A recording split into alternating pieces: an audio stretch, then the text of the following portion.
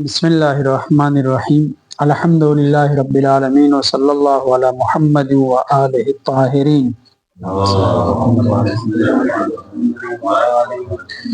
ولعنۃ اللہ علی اعدائہم اجمعین۔ بسم اللہ الرحمن الرحیم۔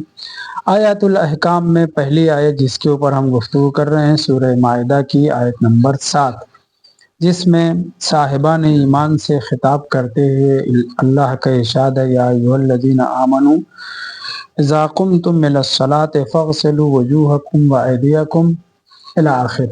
اس آیت میں خطاب صاحبان ایمان سے ہے کہ اے ایمان لانے والے لوگوں، جب تم نماز کے لیے اٹھو، قیام کرو تو اپنے چہروں اور ہاتھوں کو دھو اور سر اور پیر کا مسح کرنا ہے۔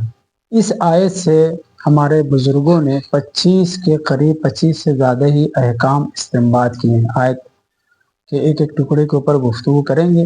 ابھی ہماری گفتگو ابتدا میں ہے، پانی کی طہارت کے سلسلے میں پانی کے اوپر گفتگو تھی کہ اللہ نے اسے طہور قرار دیا ہے، اور 2-3 آیتوں میں باقاعدہ اس طرح سے ذکر ہوا ہے جیسے کہ وَأَنزَلْنَا مِنَ السَّمَاءِ مَاءً، اسی آیت میں ہے، اور دوسری آیتوں میں بھی قرآن مجید نے بار بار یہ کہا ہے کہ ہم نے آسمان سے بارش نازل کی ہے۔ مثلا سورہ مومنون کی آیت نمبر 18 یا 23، اگر سورہ نمبر 23 ہے تو آیت نمبر 18 میں یہ ارشاد ہوتا ہے وَأَنزَلْنَا مِنَ السَّمَاءِ مَاءً فَأَسْكَنَّاهُ فِي الْأَرْضِ، ہم نے بارش کو، پانی کو نازل کیا آسمان سے اور اسے زمین میں سکونت اختیار کرنے کی گنجائش دی ہے۔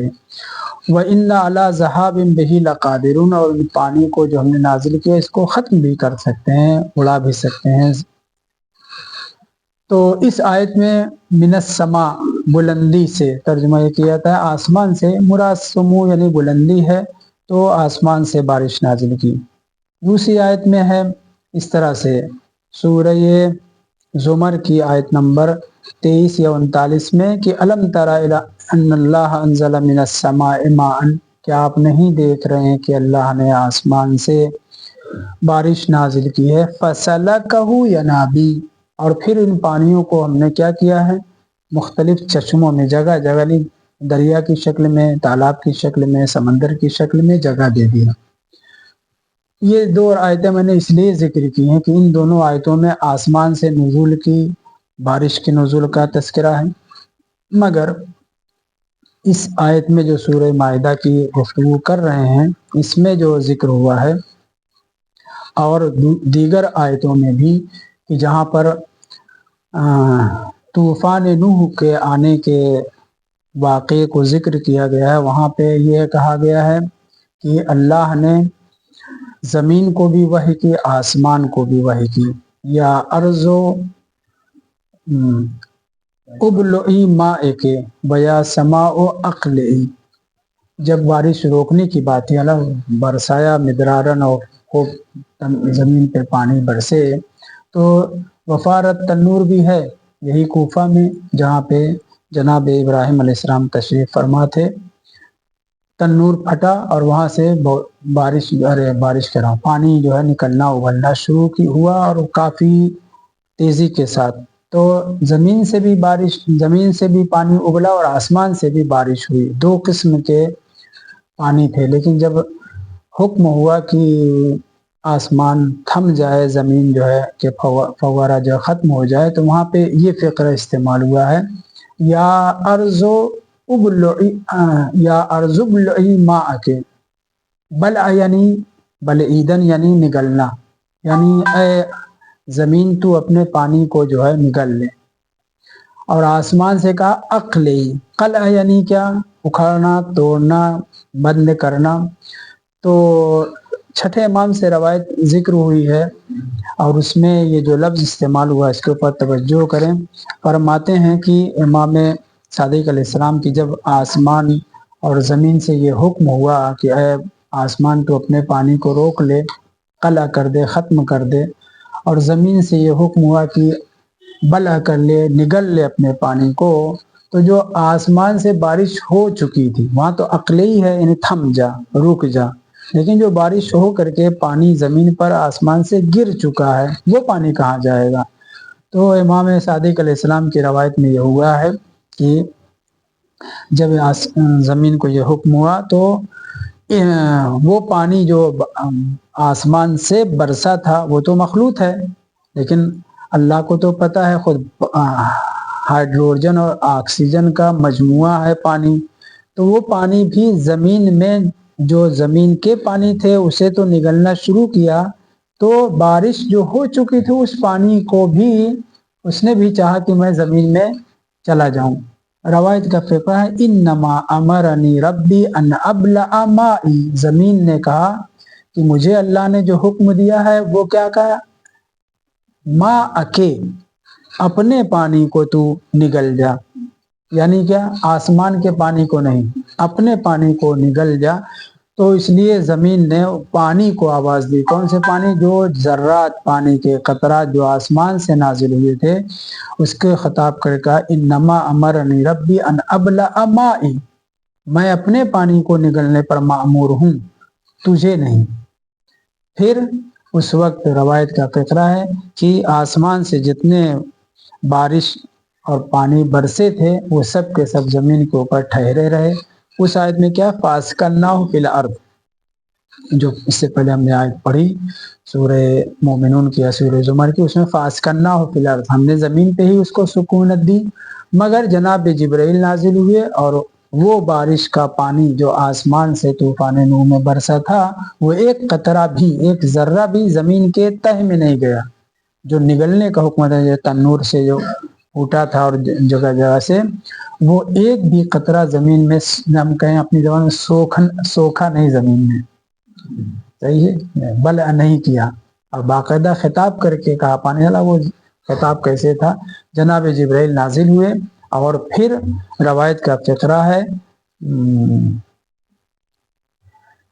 جی تفسیر قمی میں جو عبارت ہے وہ اس طرح سے فنزل جبرائیل فساق الماء الى البحار حول الدنیا، زمین کے ارد گرد جو دریا تھے ان میں جا کر کے پانی وہ کھینچ کر کے لے کر کے گئے، جناب جبرائیل زمین سے ہٹایا، یعنی تنور سے نکلے ہوئے پانی زمین کے اندر گئے، بارش سے جو پانی عذاب کے طور پہ نازل ہوئے تھے اس ایک قطرے کو بھی زمین نے اپنے اندر نہیں سوکھا، نہیں بلع کیا، بلکہ اس کو جناب جبرائیل کنارے کنارے جو دنیا کے ارد گرد سمندر ہیں ان میں پہنچایا۔ یہ جی عبارت یہ ہے فساق الماء الى البحار حول الدنیا، دنیا کے ارد گرد جو سمندر ہیں ان کی طرف ان پانی کو پہنچایا۔ تو یہاں پہ یہ کہنا کہ وہ جو عذاب کا پانی آسمان سے نازل ہوا تھا اس کو چونکہ زمین نے یہ کہہ دیا تھا کہ مجھے حکم ملا ہے اپنے پانی کو نگلنے کا، تو اس لیے آسمان سے جو بارش ہوئی تھی وہ سارا کا سارا پانی اسی زمین کے دامن میں رہا، پھر حکم خدا سے جناب جبرائیل نے ان کو ادھر ادھر پہنچایا۔ جی یہ بات کہاں سے شروع ہوئی تھی؟ جی تو آیت میں جو خطاب ہے یہ ہے یا ایھا الذین آمنوا اذا قمتم الی الصلاۃ، تو خطاب مومنین سے ہے، یعنی نماز صرف مومنین کو پڑھنا ہے، کافرین اس کے مکلف نہیں ہے کیا؟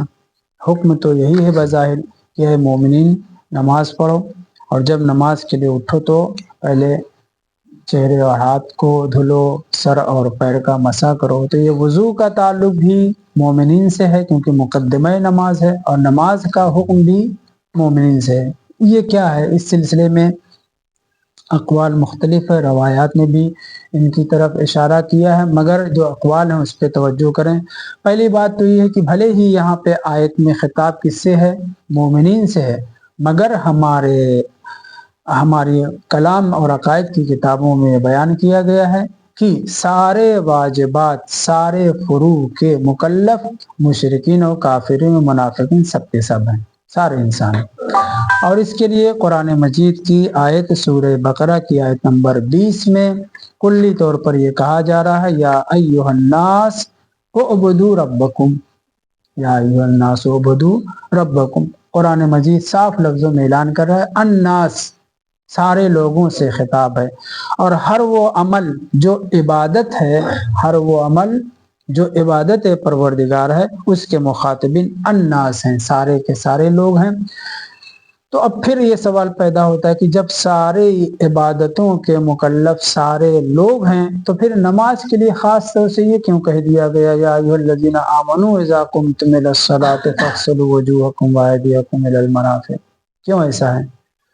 وضو کا تعلق نمازیوں سے نمازیوں سے ہے، اور نماز کا تعلق صاحبان ایمان سے ہے۔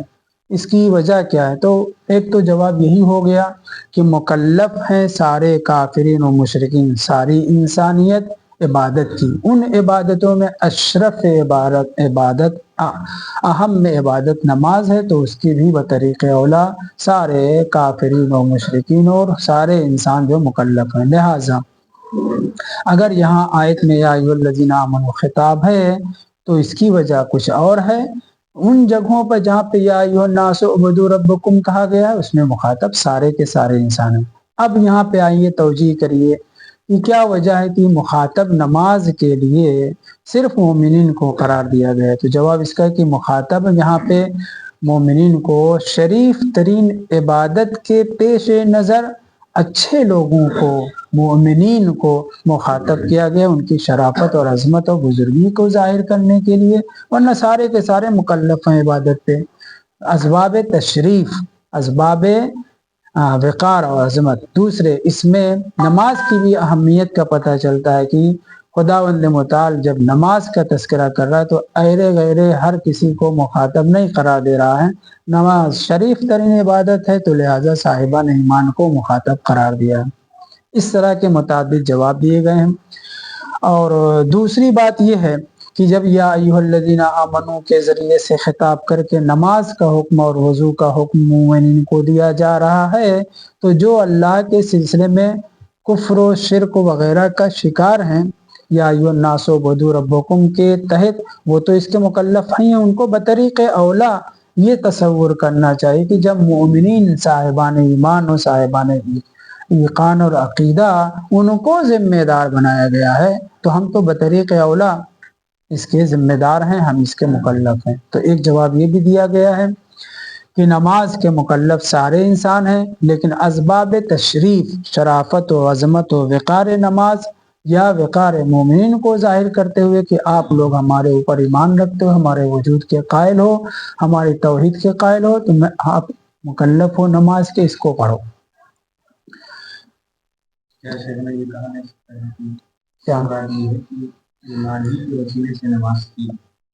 یعنی کیا؟ وہ الگ ہے، نماز صحیح نہیں ہے وہ الگ بات ہے۔ یہاں گفتگو صرف یہ ہے کیوں نماز کا مکلف بناتے وقت، خطاب کرتے وقت کیوں صرف مومنین سے خطاب ہوا ہے؟ آپ یہ کہہ سکتے ہیں کہ نماز کی عظمت کے پیش نظر ایسے تو مطلق عبادت میں نماز شامل ہے، اس کے مکلف سارے انسان ہیں، مگر یا ایھا الذین آمنوا خطاب کر کے مومن کو یہ بیان کرنا مقصود ہے کہ نماز اس قدر عظیم ہے کہ اس میں ایروں ویروں کو خدا نے منہ نہیں لگایا، ورنہ اعبدوا الناس کے بعد اس میں شامل ہے۔ صاحبان ایمان سے تخصیص نہیں ہے، مختص نہیں ہے، بلکہ اسباب تشریف کی، تو آپ لوگ صاحبان ایمان ہو، آپ کو یہ کرنا ہے۔ تو جو صاحبان ایمان ہیں پہلے اپنے ایمان کو ٹھیک کریں، اب وہ بھی اس کے مکلف ہیں بطریق اولا۔ اس کے علاوہ بطریق اولا والی بات ہو گئی جی، اس کی صورت بالکل ویسے ہی ہے یہاں پہ کہ آیت میں کہا جا رہا ہے سورہ بقرہ کی 20ویں آیت میں یا ایھا الناس اعبدوا ربکم، بالکل ویسے ہی کہ جیسے یا ایھا الذین آمنوا قوا انفسکم واہلیکم نارا، جہنم سے بچنے کا عقلی دلیل بھی ہے کہ سب کو اپائے کرنا چاہیے، صحیح ہے۔ جہاں پہ بھی شک و شبہ ہو جائے، انسان بھاری عذاب، بھاری بلا سے بچنے کے لیے تھوڑے سے بھی احتمال کو مد نظر رکھتا ہے۔ قرآن کہہ رہا ہے کہ اے صاحبان ایمان، تمہیں چاہیے کہ اپنے آپ کو بچاؤ اور اپنے اہل و عیال کو عذاب جہنم، آتش جہنم سے بچاؤ۔ آیت میں خطاب مومنین سے کیا جا رہا ہے، لیکن ظاہر سی بات ہے کہ عقل کیا کہتی ہے کہ کوئی آدمی بھی ہو، جب خداوند متعال اعلان کر رہا ہے، مومنین سے یہ کہہ رہا ہے، تو ہر ایک کو بھی اس کے اوپر توجہ دینا چاہیے۔ جیسے اس آیت میں خطاب بھلے ہی مومنین سے ہے، مگر اس کے مخاطب سب کو سمجھنا چاہیے۔ عقل کہتی ہے کہ جہاں پہ بھی احتمال سزا، احتمال عذاب ہے، اس سے بچنے کا طریقہ یہ ہے کہ ہم اس کام کو انجام دیں۔ بہرحال اس طرح کے متعدد جواب دیے گئے ہیں۔ آئیے اس آیت میں جو یا ایھا الذین آمنو کے بعد اذا قمتم الی الصلاۃ آیا ہے، جب تم نماز کے لیے کھڑے ہو جاؤ تو وضو کرو۔ اس کا مطلب کیا ہے کہ نماز کے لیے اگر ہم نہیں اٹھے ہیں یا دوسرے امور میں مصروف ہیں تو وضو نہیں کرنا ہے، کیا یہی مطلب نکلتا ہے؟ اس سلسلے میں اجمالی طور پر ہے تو اقوال زیادہ، اجمالی طور پر 3 قول ہے۔ ان میں سے ایک قول کہ جب نماز پڑھنا ہو اور حالت طہارت نہ ہو تو وضو کرو، یعنی نماز کی خاطر طہارت کرنا ہے، یعنی وضو کرنا ہے، یہ ایک قول ہے۔ یعنی جس وقت نماز پڑھنا ہو تب جو ہے وضو کرو، یہ ذمہ داری ہے۔ اس قول کو ابن عباس اور جابر ابن عبداللہ انصاری کی طرف منسوب کیا گیا ہے۔ دوسرا قول اذا قمتم الی الصلاۃ سے امام نے فرمایا، 5ویں امام نے، اذا قمتم من النوم، جب سو کر کے اٹھو اور نماز پڑھنا ہو تو وضو کرو، یعنی یہاں پہ بھی اختصاص دیا جا رہا ہے کہ سو کے اٹھنے کے بعد جب نماز کی ضرورت پڑے تو وضو کرو۔ تیسرا قول جو سارے حالات کے لیے ہے کہ جب نماز تمہیں پڑھنا ہو، سو کے اٹھو یا جاگتے رہو، ٹائم ہو گئے، نماز کا وقت ہو گیا ہے نماز کے لیے، تو نماز کا مقدمہ کیا ہے؟ وضو ہے، وضو کر لو پھر نماز پڑھو۔ اور پھر اس قول کو جس میں جمیع حالات کا، تمام احوال کے لیے، ساری نمازوں کے لیے کہنا چاہیے، سارے حالات نہیں، ساری نمازوں کے لیے فاغسلوا وجوہکم وایدیکم الی المرافق وامسحوا برؤوسکم وارجلکم الی الکعبین، اس آیت میں جو وضو کرنے کا حکم ہے اس کا تعلق بھلے ہی اذا قمتم الی الصلاۃ ہے، لیکن یہاں پہ مراد سو کر کے اٹھنا نہیں۔ 5ویں امام کی روایت میں اذا قمتم من النوم، وہاں پہ امام نے فرمایا، لیکن امام امیر المومنین علیہ السلام دوسرے اماموں سے جو نقل ہوا وہ یہ ہے کہ جب نماز کے لیے، یعنی پہلا قول اس میں یہ تھا کہ جب نماز پڑھنا ہو تب وضو کریں، اور تیسرے قول میں یہ ہے کہ سارے حالات میں کسی بھی نماز کو پڑھنا ہو تو وضو کے ساتھ۔ اس سلسلے میں یہ نظریہ 3 طریقے سے، 3 قسم کے لوگوں سے نقل ہوا، اس پہ توجہ کریں۔ ایک تو پیغمبر اسلام صلی اللہ علیہ وآلہ وسلم جب تک فتح مکہ نہیں ہوئی تھی، 8ویں ہجری تک، فتح مکہ جنگ خیبر کے بعد ہے 8ویں ہجری میں، فتح مکہ تک یعنی 11-12 سال تک، 11-12 سال تک مکہ کی زندگی میں، اور مدینے میں 8 سال تک، تقریباً 20 سال تک پیغمبر اسلام ہر نماز کے لیے وضو کیا کرتے تھے۔ توجہ کر رہے ہیں، ہر نماز کے لیے وضو کیا کرتے تھے، مثلا ظہر پڑھی اور اس کے بعد عصر پڑھی تو عصر کے لیے بھی وضو کرتے تھے پیغمبر اسلام۔ یہ متعدد روایات میں ذکر ہوا ہے۔ تو پیغمبر اسلام ہر نماز کے لیے جب وضو کرتے تھے، اور وہ بھی کب تک؟ محدود سن 8 ہجری تک۔ اس کو استثناء کیوں کر رہے ہیں اس کے سلسلے میں گفتگو بعد میں کرتے ہیں۔ دوسرے جو ہماری کتابوں میں بھی ہے اور مخالفین نے بھی نقل کیا ہے کہ کان علی علیہ السلام یتوضأ لکل صلاۃ، حضرت امیر المومنین ہر نماز کے لیے وضو کیا کرتے تھے۔ تو پیغمبر کے زمانے میں، مکی زندگی میں، ہر نماز کے لیے آپ نے اولا تو ہر نماز الگ الگ پڑھتے تھے پیغمبر اسلام، کبھی کبھی جمع کرتے تھے، حج کے دوران جمع کرتے تھے، کبھی سفر میں نہیں ہے تب بھی، حضر میں ہے تب بھی، کوئی وجہ نہیں تب بھی جمع کر کے پڑھتے تھے۔ اس کا اعتراف سنیوں نے بھی کیا ہے، ان کی کتابوں میں بھی روایت موجود ہے۔ خیر اس کے اوپر گفتگو نہیں کرنا، فی الحال یہ گفتگو ہے کہ پیغمبر اسلام ہر نماز کے لیے وضو کیا کرتے تھے۔ تو سیرت نبوی کیا ہوئی؟ ہر نماز کے لیے وضو کرنا۔ دوسرے کان علی علیہ السلام یتوضأ لکل صلاۃ، امیر المومنین علیہ السلام کی سیرت کیا تھی؟ ہر نماز کے لیے وضو کرنا۔ اس 2 فقرے، اور تیسرا فقرہ جو میں کہنا چاہ رہا تھا وہ ابن سیرین سے نقل ہوا ہے۔ ہم بہت زیادہ اس کو نہیں مانتے، لیکن جو اچھی چیزیں اس کو مانتے ہیں وہ تفسیر ابن کثیر سنی کی اور دیگر تفسیروں میں بھی یہ روایت ذکر ہوئی ہے. اللہ روایت کہتا ہوں حدیث نہیں. ابن سیرین کہتا ہے ان الخلفاء کانوا یتوضؤون لکل صلاۃ. سارے خلفاء یعنی خلفاء ثلاثہ بھی اس کے بعد کے بھی خلفاء، ابن سیرین کا زمانہ بنی امیہ کے دور تک، بنی امیہ کا زمانہ ہے، سارے خلفاء جب نماز پڑھانے کے لیے آتے تھے تو وضو کرتے تھے ہر نماز کے لیے، چونکہ نماز میں فاصلہ تھا اور خلفاء ایسے بھی اتنی دیر تک اپنے وضو کو نہ صفت باندھے نہیں رکھ سکتے تھے، تو ان کو تو بہرحال وضو کرنا ہی تھا. تو اس بہرحال یہ تائید کے طور پر ہم یہ کہیں کہ رسول خدا ہر نماز کے لیے وضو کرتے تھے، امیر المومنین اسلام کی سیرت تھی، ہر نماز کے لیے وضو کرتے تھے، اور خلفاء بھی کانوا یتوضؤون لکل صلاۃ. تو ہمارے لیے تو خلفاء کا عمل کوئی بھی حیثیت نہیں رکھتا، نہ وہ حدیث ہے نہ قابل عمل ہے، الا یہ کہ ان کا عمل سیرت رسول خدا کی اتباع میں ہو، امیر المومنین اور امام حسن اور امام حسین علیہ السلام کی اتباع میں ہو. جو خلفاء جو اصحاب جو ہے پیغمبر اور ائمہ تابعین کی سیرت اپنانے والے تھے، اگر اس اعتبار سے ہے تو ہم سیرت کے عنوان سے ہم ان کی تائید کے طور پر اپنے حکم کو، اپنے وضو وغیرہ کے حکم کو ہم تائید کے طور پر لے سکتے ہیں، ورنہ ہمارے نزدیک اصحاب کے اقوال کی کوئی حیثیت نہیں ہے اگر وہ اقوال اپنی جیب سے نکالے ہوئے ہوں. لیکن اگر پیغمبر کی اتباع میں ہے، معصومین کی اتباع میں ہے تو صحیح ہے سیرت کے عنوان سے، ورنہ جب دلیل موجود ہو، نص سے روایت موجود ہو تو ان کے قول کے ماننے کی ضرورت نہیں. تو مخالفین نے بھی نقل کیا کہ امیر المومنین السلام ہر نماز کے لیے وضو کرتے تھے، مگر ہمارے علماء نے کہا کہ ہر نماز کے لیے وضو کرنا مندوب و مستحب ہے، واجب نہیں. امیر المومنین کی سیرت تھی، ہم اس سیرت کو اپنانا چاہ رہے ہیں، ہر نماز کے لیے وضو کریں. اب ملا کر کے نماز پڑھیں تو ضرورت نہیں ہے آپ جو ہے دوبارہ اٹھیں وضو کریں، اگر کریں گے تو روایت موجود ہے الوضوء علی الوضوء نور علی نور. الوضوء علی نماز نہ بھی پڑھنا، وضو کیے ہوئے ہیں پھر پہنچے پھر وضو کر لیا. الوضوء علی الوضوء نور علی نور، نور کے اوپر نور ہے، اجر و ثواب میں اضافہ ہے.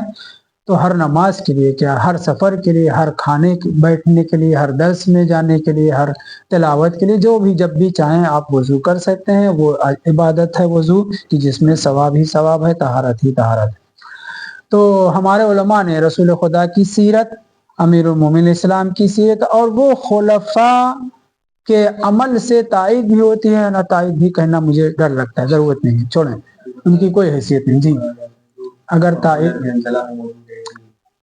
ان کے خلاف عمل کرنا ہے، نہ اگر ہمارے پاس جب دلیل نہ ہو، جب روایتیں نہ ہو، تب وہاں پہ ہم کو ابھی یہاں پہ رسول خدا کی سیرت موجود ہے، امیر المومنین کا عمل موجود ہے، تو ہمارے لیے اس کی طرف ہو. جب اختلاف ہو جائے تب وہ درست ہے، وہ روایت ہے، الحق کو فی خلافہم، اس طرح کے کلمات موجود ہیں، لیکن ہر جگہ مخالفت نہیں کرنا. مثلا وہ نماز پڑھتے ہم نماز نہ پڑھیں، جی. تو جہاں پہ ہمارے پاس حیث لا دلیل، نص روایت وغیرہ نہیں ہے، اور اب وہاں پہ باقاعدہ بعض روایت میں ہے کہ جاؤ اپنے گاؤں کے، شہر کے مخالف مولوی سے پوچھو، جو وہ کہے اس کے خلاف کرو، ایسے بھی روایت ہے. تو متوجہ رہیں. تو امیر المومنین السلام کی سیرت، رسول خدا کی سیرت یہ تھی کہ ہر نماز کے لیے وضو کرتے تھے، مگر ہمارے علماء نے اس روایت کو، عمل امیر المومنین کو، عمل رسول خدا کو محمول کیا ہے مندوب پر، مستحب پر، یعنی واجب نہیں ہر نماز کے لیے وضو کرنا. دوسرے، خود رسول خدا صلی اللہ علیہ وآلہ وسلم جب فتح مکہ کے دن پہنچے ہیں مکہ، تو آپ نے ایک وضو سے کئی نماز پڑھی. خبیث ثانی نے اعتراض کر دیا، یا رسول اللہ صنعت ما لم تصنعہ. عبارت کیا ہے؟ یا رسول اللہ صنعت شیئا ما کنت تصنعہ، آج تو آپ نے ایسا کام کیا جو کبھی نہیں کیا. یعنی آج سے پہلے ہر نماز کے لیے وضو کیا کرتے تھے، آج کیا ہو گیا؟ ایک وضو کیا، ظہر بھی پڑھا، عصر بھی پڑھا، مغرب بھی پڑھا، عشاء بھی مثلا پڑھا، جو بھی اس نے دیکھا ہو. تو اس نے کہا یا رسول اللہ صنعت شیئا ما कुंता तस्नउहु, मा कुंता तस्नउहु, जिसे आप नहीं करते थे, जो काम नहीं करते थे आज आपने वो किया। और फिर यही कहा कि आपने एक वजू से कई नमाज पढ़ी। पैगंबर ने कहा अमदन फ़अलतुहु, सनातुहु या फालतू फालतू, अमदन फ़अलतुहु, मैंने ये जानबूझ करके किया है, ताकि तुम्हें पता चल जाए कि हर नमाज के लिए वजू करना वाजिब नहीं है। अगर तहारत है तो एक तहारत से तुम्हारे पता नहीं किसके अबू हनीफा किसी से नकल किया कि 40 साल तक एक वजू से नमाज पढ़ा, 40 साल तक शायद ऐसे बकवास किए। खैर, तो एक वजू से कई नमाज पढ़ी जा सकती। मसलन सुबह की नमाज आपने वजू किया और इतना मजबूत वजू बांधा है, गांठ लगाई है कि आपका बच जाए मगरिब तक, आप उससे सुबह की, जोहर की, असर की, मगरिब की, इशा की नमाज पढ़ सकते हैं, कोई हरज नहीं, नमाज शब भी पढ़ सकते हैं। तो एक वजू से कई, यह असल तो है तहारत, तहारत है, वो तहारत में चाहे गुस्ल किया हो, चाहे वजू किया हो, चाहे तयम्मुम की जरूरत पड़ी हो तयम्मुम किया हो, तयम्मुम भी कई दिन तक आप पानी अगर नहीं मिल रहा है इस्तेमाल वजू के लिए, आप कई दिन, या आपके लिए बीमारी है, तयम्मुम के साथ कई दिन तक नमाज पढ़ सकते हैं। तो असल ये है कि नमाज के लिए तहारत होनी चाहिए। पैगंबर इस्लाम ने जानबूझ करके इस खबीस के सामने ऐसा किया, और आप खुद कहें अमदन फ़अलतुहु, ताकि लोगों को पता चल जाए कि हर नमाज के लिए वजू करना वाजिब नहीं। तो हमारे उलमा ने जो इससे इस्तिंबात किया है कि मुस्तहब है, नमाज के लिए वाजिब नहीं, दुरुस्त है। पैगंबर ने खुद इस अमल को अंजाम दिया, लेकिन इसके बावजूद कि खुद नकल कर रहे हैं अपनी किताबों में कि पैगंबर ने अमदन ऐसा किया कि एक वजू से कई नमाज पढ़ सकते हैं, फिर भी खबीस एक उनका मुखालिफ आलिम वो कहता है, अबू दाऊद नाम का, कि हर नमाज के लिए वजू वाजिब है। वाजिब का नस से रवायत के होने के बावजूद, सीरत अमली होने के बावजूद खबासत करते हुए इस तरह के फतवे उन्होंने दिए हैं। अबू दाऊद सजिस्तानी ज़ाहिरन।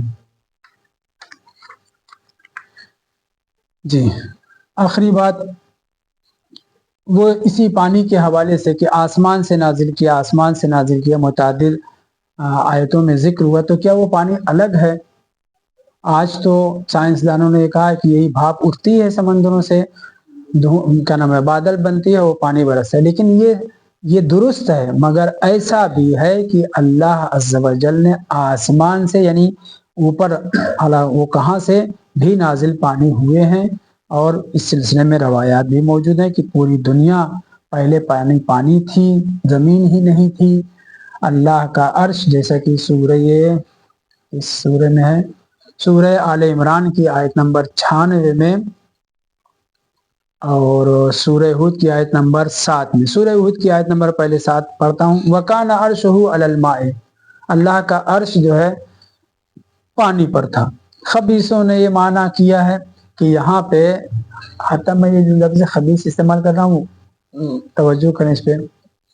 छठे इमाम के सामने इमाम का सहाबी दाऊद रक्की पूछते हैं, रक्का के रहने वाले, मौला ये आयत का मतलब क्या है? तो इमाम ने पूछ लिया कि ये बताओ लोग क्या कहते हैं, काना अर्शहु अलल माए का लोग क्या कहते हैं? उन्होंने कहा कि मौला वो लोग ये कहते हैं कि ये अल्लाह का अर्श जो है पानी के ऊपर था, तख्त था, और अल्लाह उसके ऊपर सवार रहता था, जहाँ जाना होता था तो जाता था। इमाम ने कहा कज़्ब, ये लोग झूठ बोलते हैं, गलत बोलते हैं, और अगर ऐसा है तो इस अल्लाह क्या हो गया? इबारत मैंने लिखी है,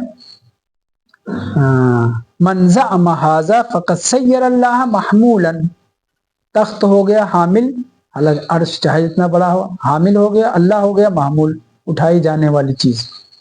तो खुदा से ज्यादा कवि तो जो है तख्त हो गया।